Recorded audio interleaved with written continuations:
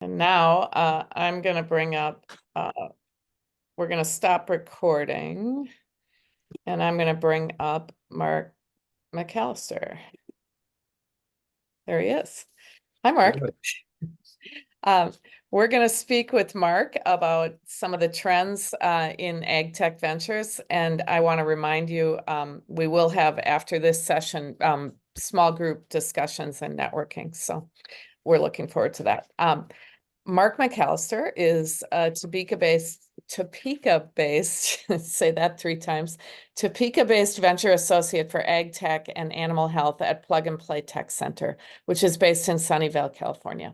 Mark manages Plug and Play's global ag tech and animal health ventures team, which sources startups for investment and its startup accelerator program. He also works with the organization's corporate partners as their external contracted R&D team. Those partners include Bremer Bank, American National Insurance, Hill's Pet Nutrition, Cargill Protein North America, and others.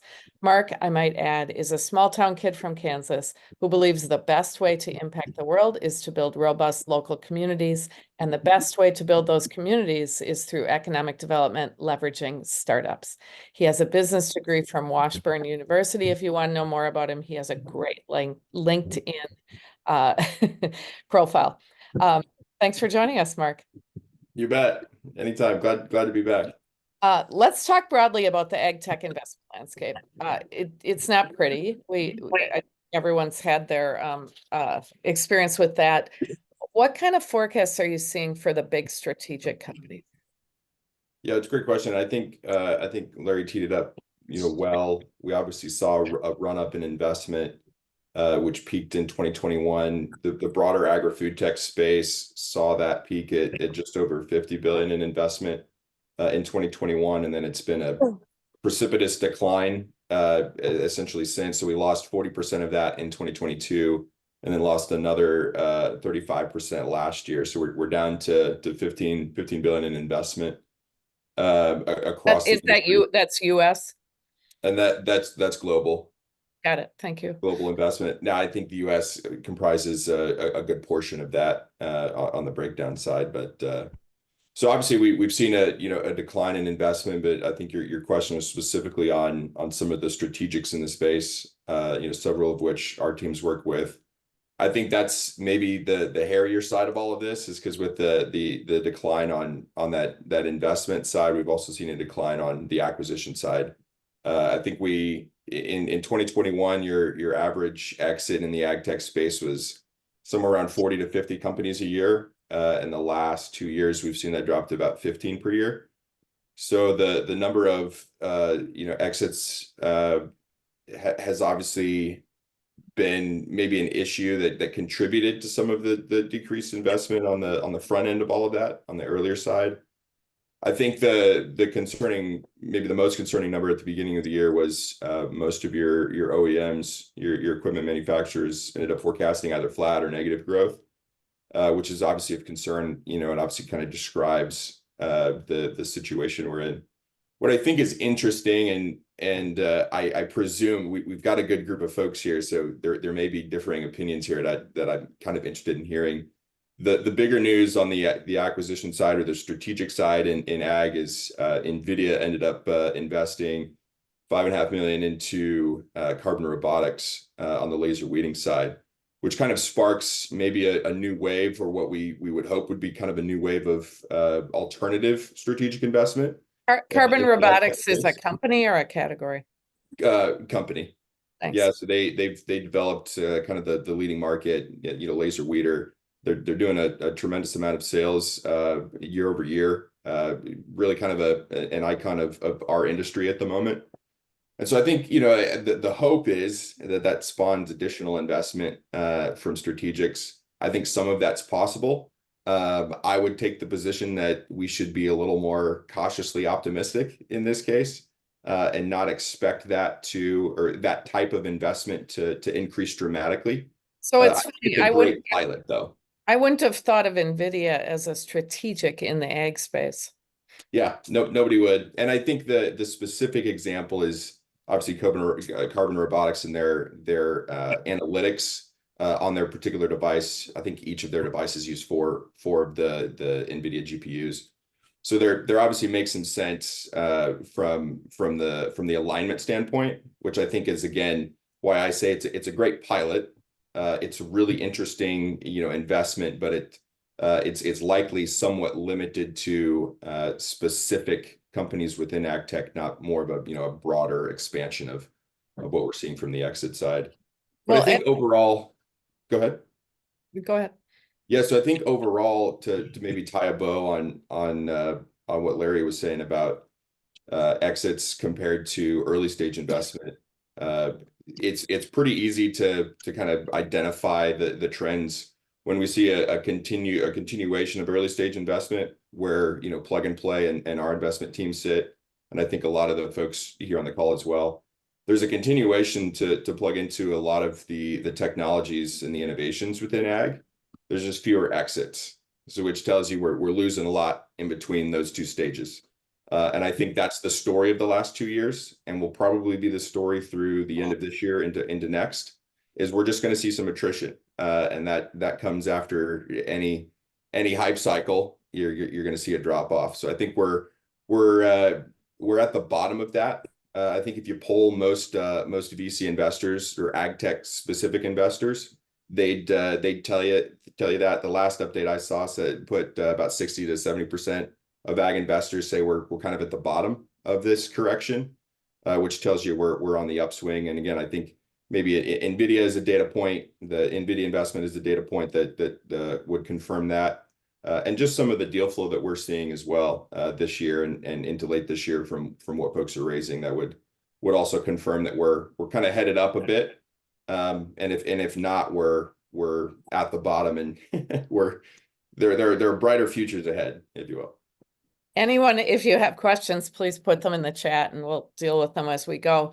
So it's funny, being at the bottom, it's hard to know you're at the bottom, and it's hard to know whether you're moving up, right? But are there, and it sounds like it's been lumpy, are there bright spots? Are there certain areas that have been great, or certain areas that have been really bad?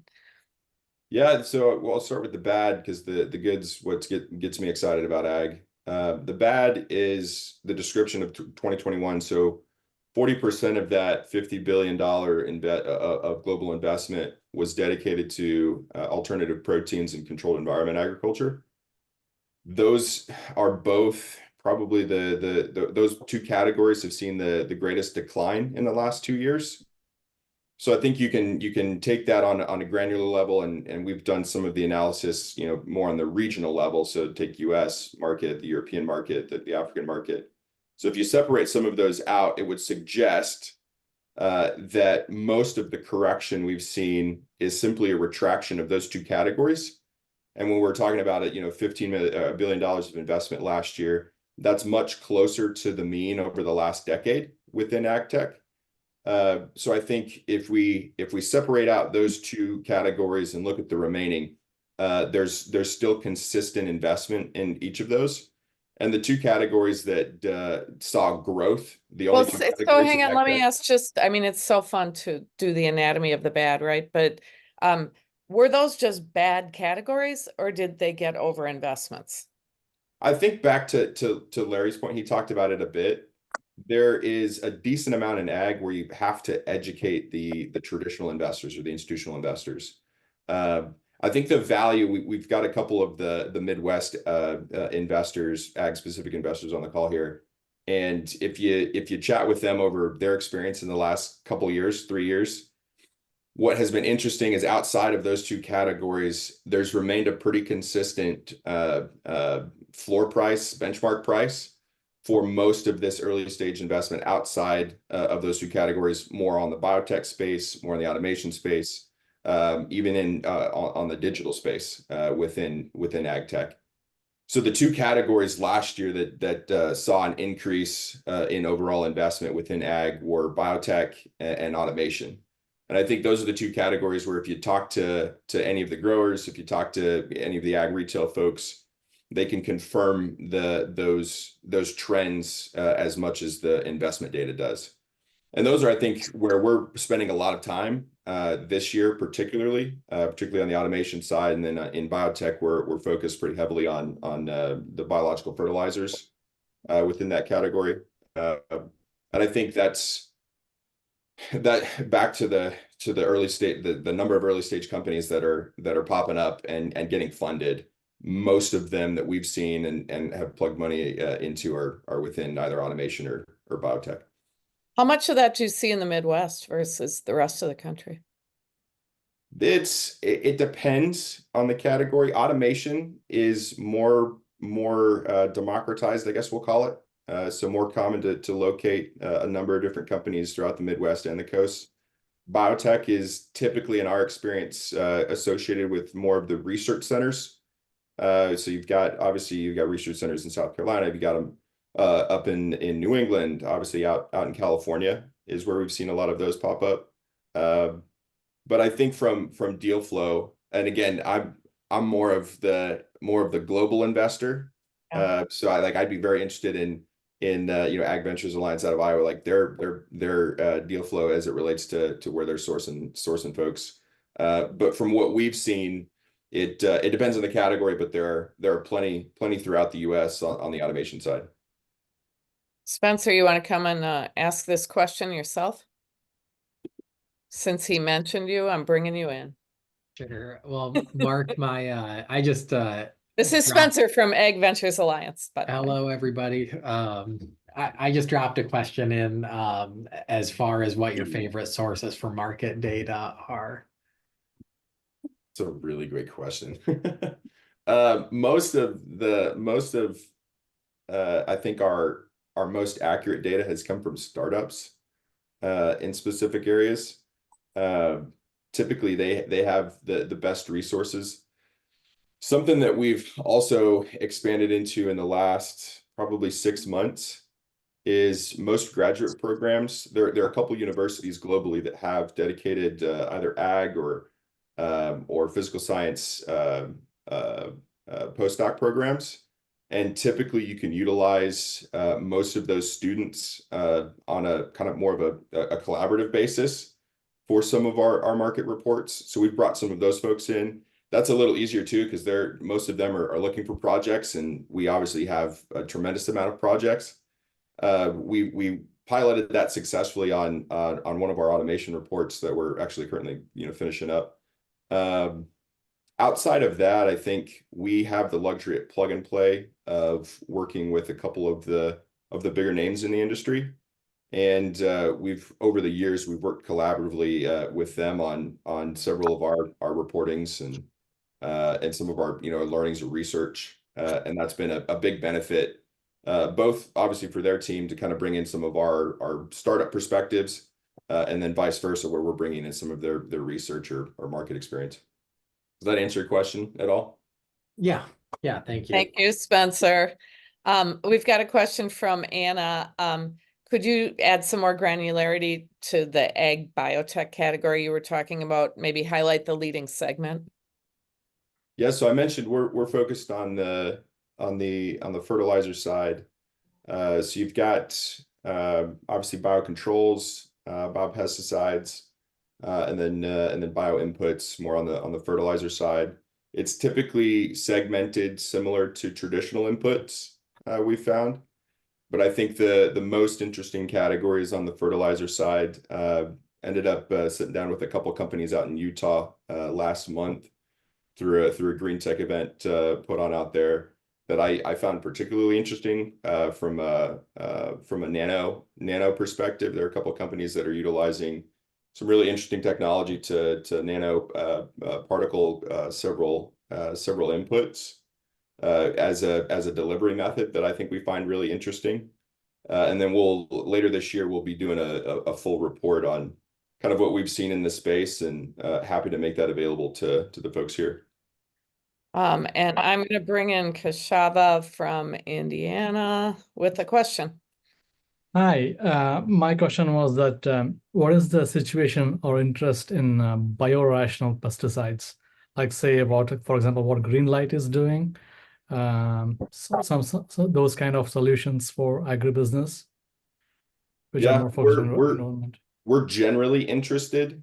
I think several of our partners have spent a lot of time on that over the last 18 months and have maybe slowed some of that. Obviously, the piloting process for those technologies takes at least a Yeah. growing cycle, sometimes more. And so there's some latency maybe on the feedback of some of that. So we've slowed some of our internal focus specifically on the pesticide side, or at least that's what I understand of what you said there. I still find it very interesting, and I think over the next 3 to 5 years, this is where maybe the kind of the crown jewels of ag tech are going to pop out. Just looking at a couple of the methodologies that we've seen published last year, I think were interesting, and I think we'll see a couple more this year that provide a little more context to the broader category.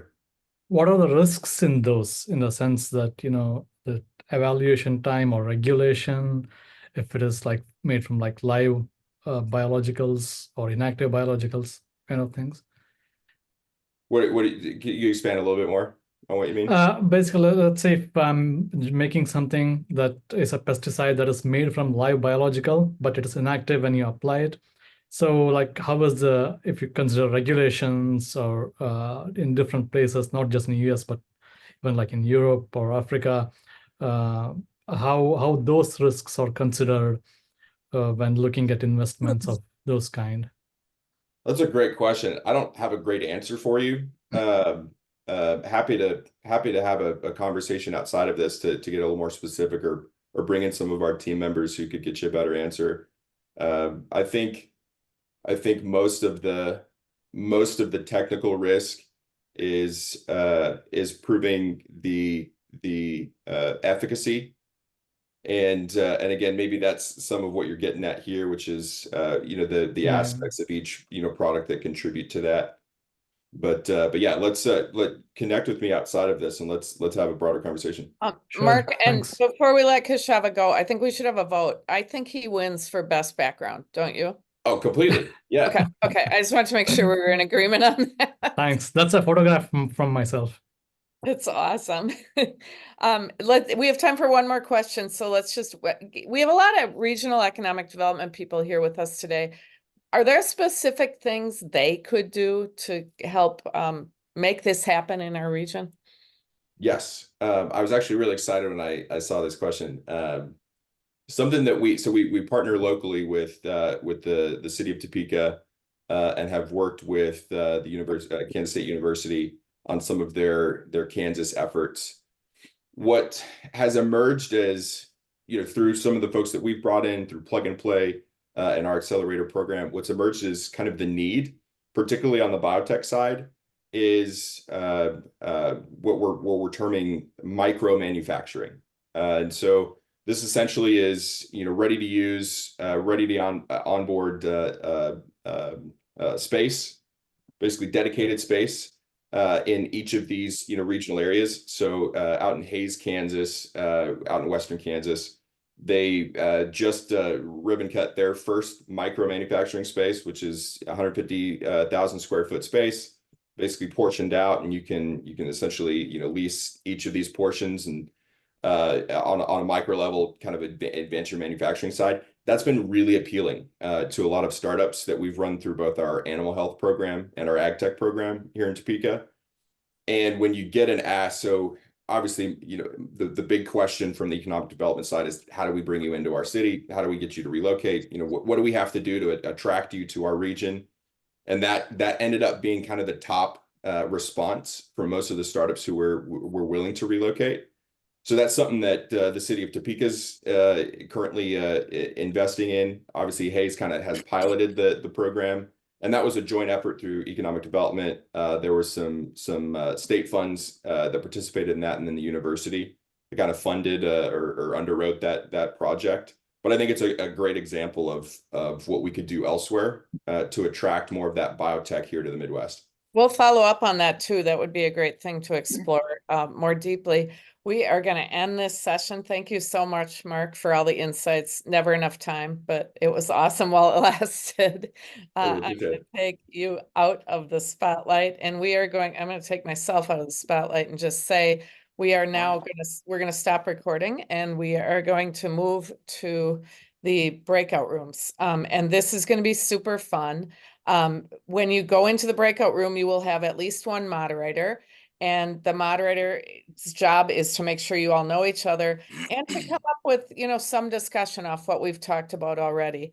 And by the way, people are saying things in the chat to show that there are people working on these initiatives all over and you should all connect. So we're going to get into these network rooms. What we'd like to do is just kind of loosely come up with a topic or two, a recommendation or two, come up with some insight in your roundtable room. And at the end of the sessions today at 11 a.m. Central Time, we'll share some of those. So it'll make for an interesting kind of end of event. Tammy has made the breakout rooms, and what you need to do is just go down to hover around the bottom of your screen. And I think she has everyone assigned to a room. So you'll just hover around the bottom of your screen. If you don't see it, go to the more button and look for the breakout rooms and find the breakout rooms, find where you are and join your breakout room and have a great time. 20 minutes.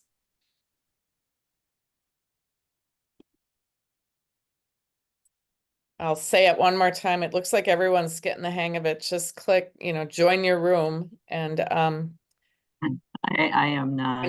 when you see your name in the room, click join at the top of the room. Now I'm looking at it. Yeah, Elizabeth, you're not on one? Tammy will assign you. Yeah, if anyone's not on one, just tell us and Tammy can put them in it. So I'm evidently Zoom challenged today, so here we go. that Laura, yeah. It's weird because you join the top of the room and you have to look in the bottom to see where your name is.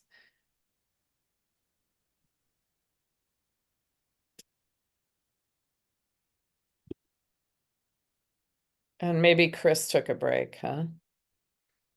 Tammy, are you here? You're muted, actually. I'm here. I'm just trying to get this Yeah. done. Yeah, it looks like, yay. Oh, Chris. Yeah. Okay. So Wow. everyone, That was a feat. I'll say. Yeah. So many people came in. Okay, so now I just learned something new about these breakout rooms. If they come in late, they don't get assigned to a room. So I have to assign them when I Oh, did open. you do it randomly? Yes, except for Moderator.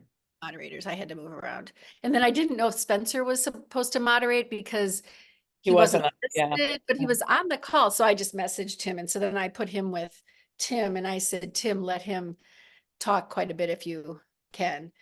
And then John Tran was one that you had asked, but he never responded. So I put him with Mark and Oh, told that Mark was smart. Yeah. to let him lead if he feels like he wants to.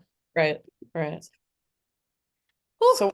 So we have about 40 people, but I Yep. think this recording will be good. And I'm trying to say a lot if you're here, like subtly bring out the advantages of being here. Right. Right. You're going to get the contact list and Right. Okay, so we have one room with 4, but everyone else has 5. awesome. And Tim's is the room with 4. Tim, did you like my text last night? What was it? It was Oh, about, yeah. I forgot. Oh God, I was so tired. that's what I figured. But that whole agenda I thing, never really read it. Let me just look. yeah, you have to read it. I'm going to go to the bathroom while you read it. Okay.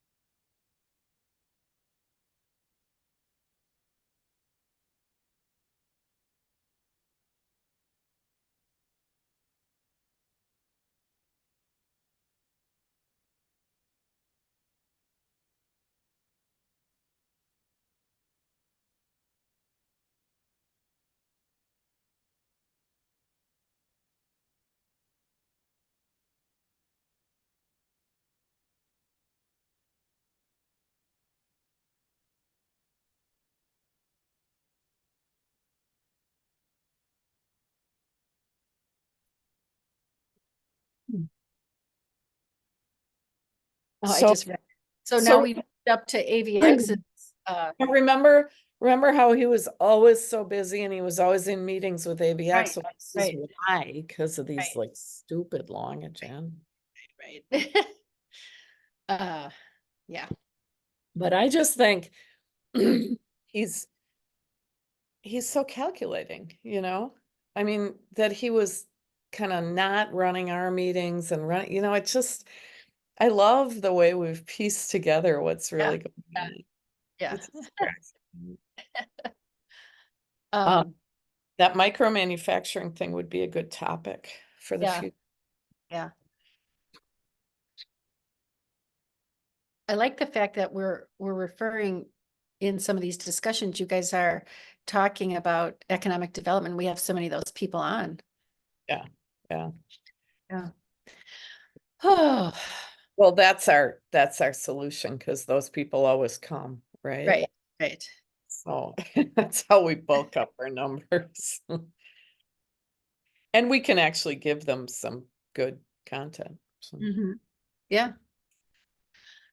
I just found out a friend of mine bought a place in Hilton Head.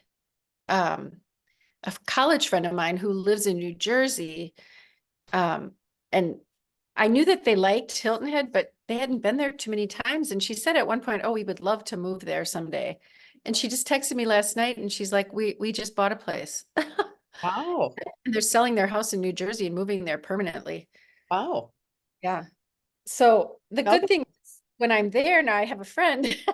that is the funny thing about these vacation places, right? Or like some friends of mine, they've always lived on the west side. They had a house in Elm Grove and they just moved to Fox Point.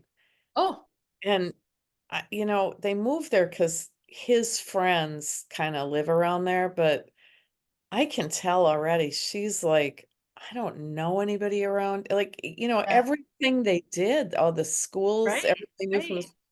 so like how do you meet people when you're older?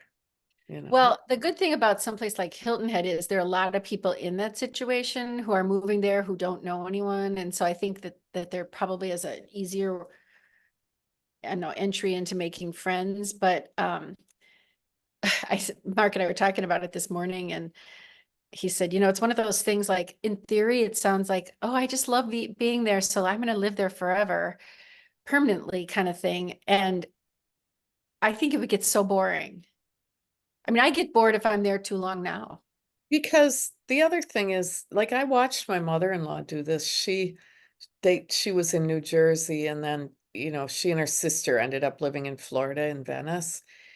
And, you know, you get a group of friends, but a lot of them, when they get sick, they end up going back north. Yeah, And yeah. I mean, it's just a weird, it's Right. not the same as meeting people in high school, right? No, and they're not lifelong friends. I mean, you might have one or two that are closer, but in general, you don't have a lot who are closer, I would say. The other thing that bugs me about places like that is all your friends end up being your age. And I have a lot of friends younger than me here, and I like that a lot. I do too. I love having a variety of ages. I always have.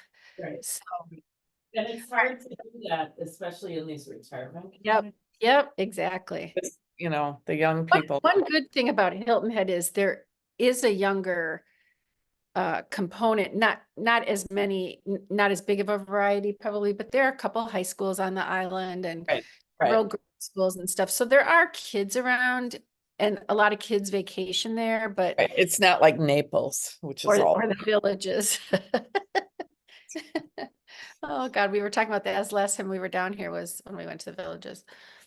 Never again. Yeah, I don't think I'll ever, I mean, just partly because of Bob's health. I'm never gonna have to grapple with that. Yeah, Like, we'll just go. I'll be right back too. I gotta run.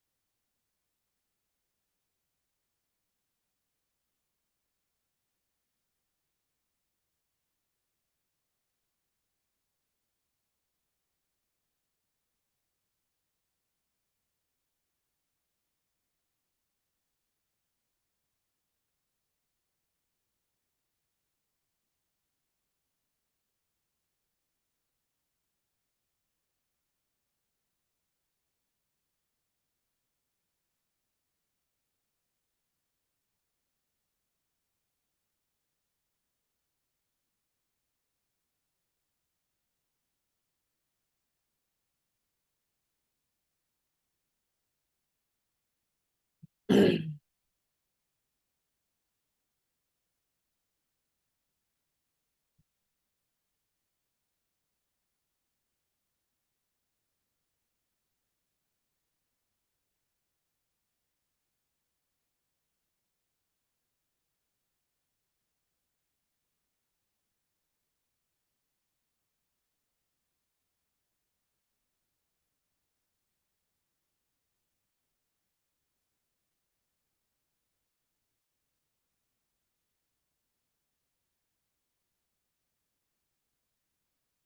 back. Where's the link again? Someone emailed for it. Who was it? Billy he just emailed. We got it. Billy, what? Yep, From World Business Chicago? yep, I sent it to him. Okay, awesome. I'm just checking to see if I Yep. have anybody else. I should check again too. Oh yeah, he just, Did he come on? no, he just went on the Eventbrite at 9:40. Okay. And then I was gonna ask Tim to Here lead. comes somebody. I was gonna ask Tim to lead the thing at the end. You're okay with that, aren't you? Yep, that's fine. I'm gonna put Peter in one. I'll just tell him. Put him in that one with 4, huh? I will.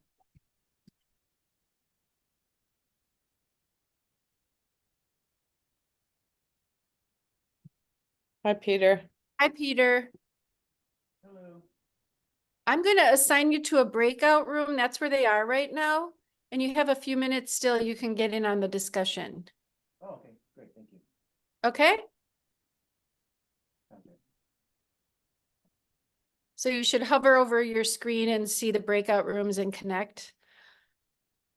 If you don't see them, they might be on that more button on the bottom. And just click join at the top of the room that she put you in. You There knew he that. goes. Okay. I hope Tim's taking notes. Well, we're gonna have recordings. We got to figure out how to Mhm. edit the ends of them, like Yeah, I'm because I cut out on the first one. I didn't realize you weren't done. And so Yeah. I think you should be the one to end them when you've, ended it. And then I will. So how do I end it? Do you want to put Sarah Bounds? Yep, I will. Let me just admit her. You end it up along the bottom. Oh, the stop recording. I see it. Yep, Because you're yep. recording right now, right? No, I'm not recording right now. Says it's recording. You must be recording too. Oh, I bet we can both record.